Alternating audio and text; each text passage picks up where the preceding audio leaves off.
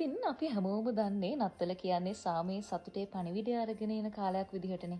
හිම වැටෙන සීතල රාත්‍රියක රතු පාට ඇඳුමක් ඇඳගත්ත සුදු රැවුලක් තියෙන කරුණාවන්ත නත්තල් සීයා තෑගි මල්ලකුත් කරේ තියාගෙන එනකල් පුංචි ළමයි ඇඟිලි ගැනගෙන බලන් ඉන්නවා.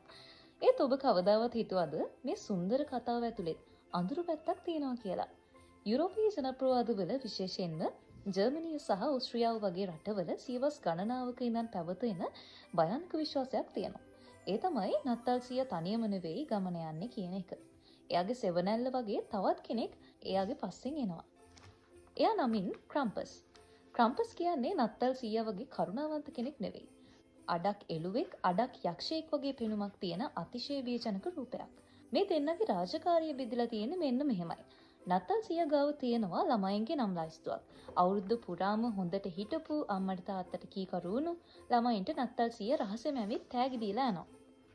හැබැයි අර ලයිස්තුවේ නරක ළමයි කියලා වෙනම කොටසක් ඉන්නවා. අන්න ඒ ළමයි අයිති වෙන්නේ නත්තල් සීයාට නන් නෙවෙයි. ඒ ළමයි අයිති වෙන්නේ ක්‍රම්පස්ට. ජනප්‍රවාදවලට අනුව දෙසැම්බර් 5 වෙනිදා රාත්‍රිය හඳුන්වන්නේ ක්‍රම්පස්ගේ රාත්‍රිය කියලා. එදා රැට වීදි පුරා යකඩ දම්වැල් සද්දයක් ඇහෙනවා නම් ඒ ඉන්නේ ක්‍රම්පස්. එයා එන්නේ තෑගි දෙන්න නෙවෙයි. එයාගේ අතේ තියෙනවා බර්ච් ගහක අතු මිටියක්.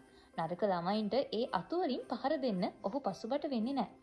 වඩාත් භයානක කොටස තමයි ගොඩක් දඟ කරපු ළමයින්ව ක්‍රම්පස් එයාගේ පිටේ එල්ලගෙන ඉන්න ලොකු මල්ලට දාගන්නවා. ඊට පස්සේ ඒ ළමයින්ව අරගෙන එයා පාතාල ලෝකයට යනවා කියලා පැරණි කතාවල කියවෙනවා. සමහර කතාවල කියන විදිහට ඔහු ඒ ළමයින්ව ගිල දානවා. ඉතින් නත්තලට ලස්සන ලයිට් දාලා සින්දු කියලා සතුටු වුණාට ඒ ආලෝකයේ පිටුපස මෙවැනි අඳුරු යක්ෂයෙක් හැංගිලා ඉන්නවා කියන එක යුරෝපීය දරුවන්ට නම් අදටත් බියකරු සිහිනයක්.